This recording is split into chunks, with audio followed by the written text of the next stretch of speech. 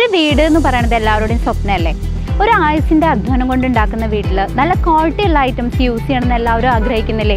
ചേലക്കര മേപ്പാടത്തുള്ള Eden glass and plywoods. കുറഞ്ഞ വിലയിൽ ഗുണമേന്മയുള്ള ഡോറുകളാണോ നിങ്ങൾക്ക് ആവശ്യം എങ്കിൽ ചേലക്കര മേപ്പാടത്തുള്ള ഏദൻ ഗ്ലാസ് ആൻഡ് പ്ലൈവുഡ്സിലേക്ക് വരാം. ഇവിടെ വെറൈറ്റി കളക്ഷനുകൾ ഒരുക്കിയിരിക്കുന്നു. ഹോൾസെയിൽ വിലയിൽ ഗ്ലാസ്, പ്ലൈവുഡ്, ഹാർഡ്വെയർ, തേക്ക് ഡോറുകൾ, ബാത്റൂം ഡോറുകൾ കൂടാതെ 40-ലധികം ഡിസൈനുകളുമായി ബെഡ്റൂം ഡോറുകളും ഇവിടെ ലഭ്യമാണ്. ഡെൻവുഡ്, തോംസൺ, പ്രസ്റ്റേജ് തുടങ്ങി ബ്രാൻഡഡ് കമ്പനികളുടെ വലിയൊരു ലോകം. ഈർപ്പവും ചെതലും ഏൽക്കാത്ത WPC ഡോറുകൾ. കുറഞ്ഞ വിലയിൽ ക്വാളിറ്റി ഉൽപ്പന്നങ്ങൾ വാങ്ങാൻ ഏവരും സന്ദർശിക്കൂ Eden glass and plywoods, Meppadam. Chelakkara മണ്ഡലത്തോടുള്ള ബഡ്ജറ്റ് അവഗണനയ്ക്കെതിരെ ശക്തമായ പ്രതികരണവുമായി MLA UR പ്രദീപ് രംഗത്ത്. പുതിയ UDF സർക്കാരിന്റെ ബഡ്ജറ്റ് ജനവിരുദ്ധവും വിവേചനപരവുമാണെന്ന് അദ്ദേഹം ആരോപിച്ചു.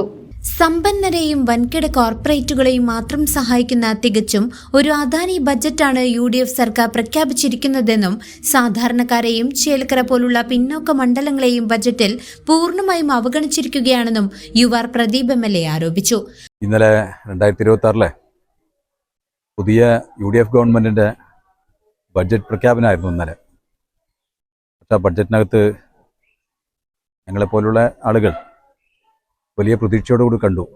കാരണം തെരഞ്ഞെടുപ്പിന് തൊട്ട് മുമ്പേ കഴിഞ്ഞ ഗവൺമെൻറ്റിൻ്റെ നടത്തിയ പ്രവർത്തനങ്ങളെല്ലാം അതിനേക്കാൾ മികച്ച രീതിയിൽ നമുക്ക് ചെയ്യാൻ കഴിയും, ഈ കേരളത്തെ കൊണ്ടുപോകാൻ കഴിയും എന്ന രീതിയിലെല്ലാം അന്നത്തെ പ്രതിപക്ഷ നേതാവും ഇന്നത്തെ മുഖ്യമന്ത്രിയുമായ ശ്രീ V.D. സതീശൻ അദ്ദേഹം വിവിധ ഘട്ടങ്ങളിൽ അറിയിക്കേണ്ടായി.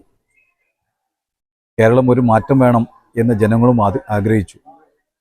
എന്നാൽ ഇന്നലെ കണ്ട ബഡ്ജറ്റ് തികച്ചും അത് അദാനിയുടെ ബഡ്ജറ്റായിട്ടാണ് തോന്നിയത്. തുറമുഖവും എയർപോർട്ടും ഉൾപ്പെടെയുള്ള സമ്പന്നരെ സഹായിക്കുന്ന രീതിയിലുള്ള ഒരു പദ്ധതികളാണ് ഇന്നലെ പ്രഖ്യാപിക്കുന്നുണ്ട്. അതോടൊപ്പം തന്നെ ചേലക്കരയിൽ നേരത്തെ ഈ ഗവൺമെൻറ് വന്ന ഉടൻ മുഖ്യമന്ത്രിയുമായി നേരിട്ട് സംസാരിക്കുമ്പോൾ കൂട്ടത്തിൽ മണ്ഡലത്തിലെ ചില പ്രധാനപ്പെട്ട ആവശ്യങ്ങൾ അദ്ദേഹത്തിൻ്റെ കയ്യിൽ കത്തായി കൊടുക്കുകയുണ്ടായി.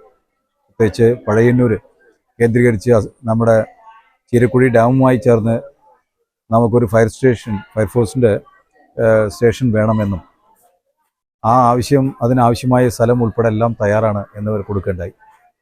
മണ്ഡലത്തിലെ യുവതി യുവാക്കൾക്ക് നമ്മുടെ മണ്ഡലത്തിൽ തന്നെ ഇരുന്ന് ജോലി ചെയ്യെടുക്കാൻ പറ്റുന്ന രീതിയിലുള്ള വർക്ക് നിയർ ഹോം എന്ന പദ്ധതി, അതിൻ്റെ ഭാഗമായ ഒരു IT ഒരു സമുചിത കെട്ടിടം അനുസരിച്ച് ഒരു പദ്ധതി വ്യവസായ വകുപ്പിൻ്റെ കീഴിലുമെല്ലാം ഉണ്ട്.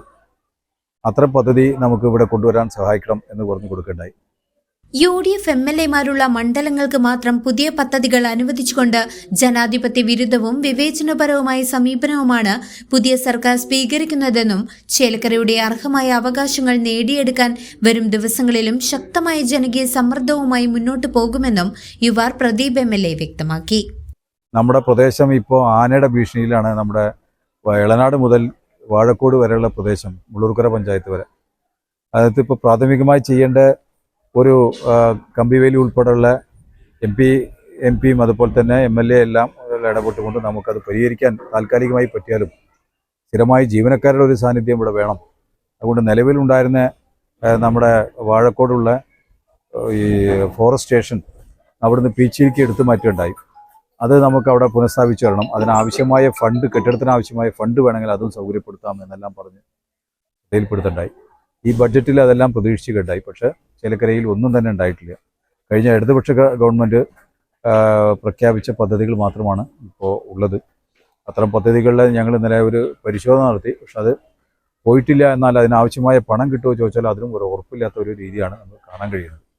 ഏതായാലും ഈ ബഡ്ജറ്റ്, ഇന്നലത്തെ ബഡ്ജറ്റ് സാധാരണക്കാർക്കോ അല്ലെങ്കിൽ വളരെ പുറകിൽ നിൽക്കുന്ന മണ്ഡലങ്ങൾക്കോ വലിയ ഗുണമൊന്നും കണ്ടില്ല. മാത്രമല്ല പദ്ധതികൾ ഉയർത്തിക്കൊടുത്തത് കണ്ടു. അത് UDFൻ്റെ MLAമാരുള്ള മണ്ഡലങ്ങളിൽ മാത്രമാണ് പുതുതായി പദ്ധതി വന്നതായിട്ടും ഇന്നലെ ഞങ്ങൾ കാണാൻ കഴിഞ്ഞത്. ഒരു ജനാധിപത്യ രീതിയിലല്ല ഇതിനെ കൈകാര്യം ചെയ്തിരിക്കണമെന്നും കൂടെ ഒരു വിഷമം ഉണ്ട്. ആ വിഷമം പ്രേക്ഷകർക്ക് മുമ്പിൽ പങ്കുവയ്ക്കുകയാണ്. CCV news, Chelakkara.